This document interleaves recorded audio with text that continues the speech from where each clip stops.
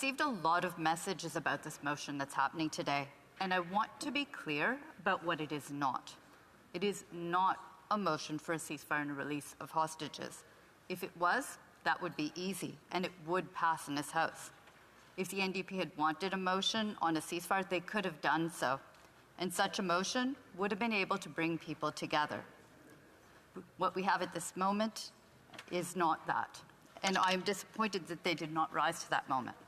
What this motion has done is to divide people and take advantage of their pain and vulnerability. It presents a laundry list of foreign policy from which we cannot pick and choose on which ones we vote. And it isn't a helpful result for community members watching. It isn't helpful for developing foreign policy for our country. There's a difference between shouting from the sidelines and governing a country, and this motion is stoking anger and pain among Canadians. The messages that I am receiving reflect this. There is so much pain that we are feeling as we watch this war unfold in Israel and Gaza. I was horrified to watch the Hamas attack on October 7th on Israeli civilians, and I am horrified to watch the depths of destruction and loss of life of Palestinian civilians in Gaza, and that continues today. I am horrified that there are still hostages being held by Hamas. It has been unfathomable. The war and the costs on civilians continues to be horrific, and it needs to stop. The violence needs to stop. There was an opportunity to smooth over the divisions that we're facing in our country today, and it's an opportunity lost. I have heard comments from all sides that cross lines, be it Islamophobia or anti-Semitism. It is not okay, and communities are hurting. I've been asked, are you pro-Israel? Or are you pro-Palestine? That dichotomy misses a boat. I do not support Hamas. They are a terrorist organization that disregards the value of civilian lives, both Israeli and Palestinian. I do support the Palestinian people and their desire for a state of their own. I support the Israeli people and their state, but I am not a supporter of the Netanyahu government. His government's response in Gaza has been heavy-handed with a massive death toll, and their actions are not moving towards a peace. So this isn't just about picking a team. Our hearts are big enough to care for both. We can feel pain for the Israeli people following the October 7th attack, and we can feel pain for the Palestinian people in Gaza for the impacts of this war. Our minds are big enough to seek solutions that focus on the people on the ground who need our support. We need to work together to get there, and stoking divisions stops us from building those bridges to create those solutions. I want the war to end. I want a ceasefire and for the hostages to be released. If I vote against this motion, I am not condoning what is presently happening in Gaza. It is just that the motion doesn't solve the problem and could introduce more. But if I vote for this motion, I'm not accepting all of its terms either. That is a challenge with an omnibus motion. I know that there will be many people who will be upset from all sides by what I will say or not say and how I will vote. I've put a lot of thought and heart into what would be the right response. But I accept that there is no way to satisfy everyone, and it is so easy to upset everyone. So be it. The weight is on our shoulders as members of Parliament to step away from the noise and to work towards solutions that can bring peace to the region. So let's talk about the motion itself, which has many parts, so I have to touch upon them quickly. As I have already said, I support a ceasefire and the release of hostages. We've, in fact, voted for a ceasefire at the UN months ago, in December. But we should be clear when we talk about a ceasefire that it cannot be one-sided. Netanyahu's government and Hamas must both agree to a ceasefire. This does not land only on one side or the other. On the trade of military goods and technology. The first piece is we cannot stop the illegal trade to terrorist organizations, and the preamble of the motion recognizes a risk to Israel from Iran-backed terrorist groups like Hezbollah and Hamas.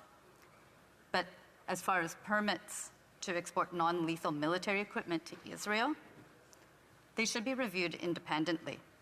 There are different purposes for these goods, and they should be reviewed like any other permit individually on their purpose and use.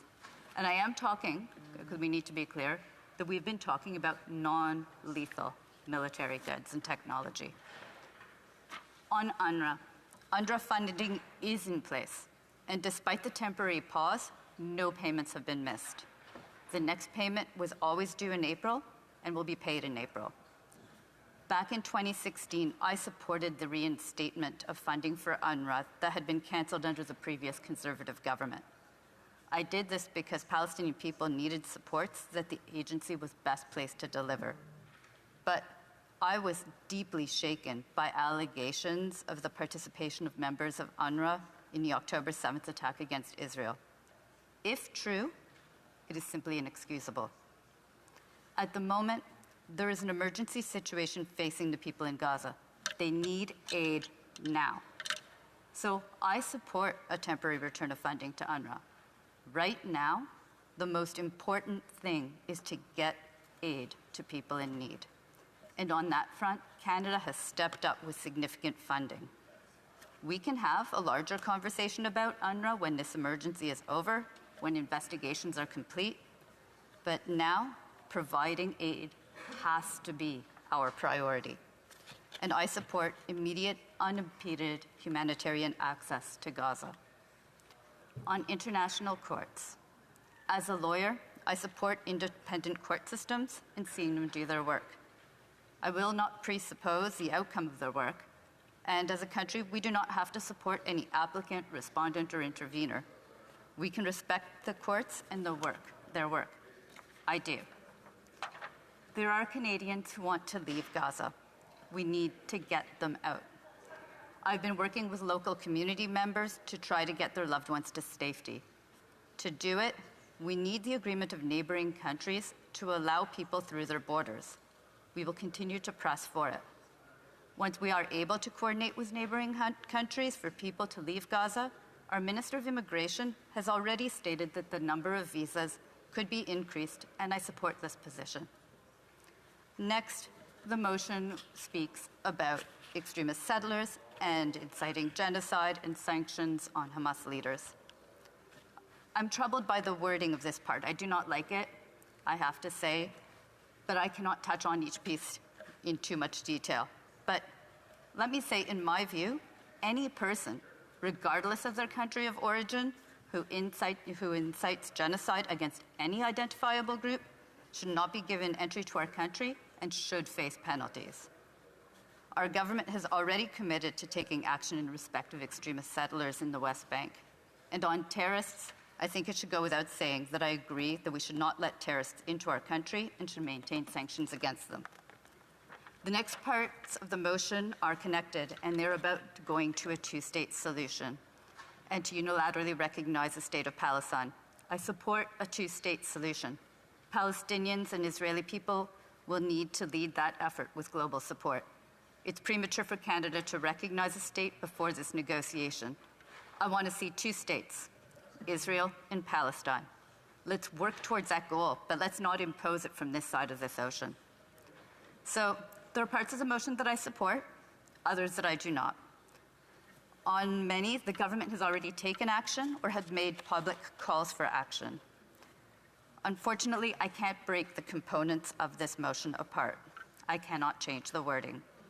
But I would like to take a moment to end where I began, which is to remind everyone that our hearts and minds are big enough to step out of a simple black and white picket team approach to this war. Neighbors, friends, and communities are being torn apart. This is a time when Canada can show that our diversity can be our strengths because it forces us to see different points of view. And right now, we're letting it be our weakness. That can't be where the story ends for this era. Let's show that we can have empathy, and let's not add to the hate. Thank you.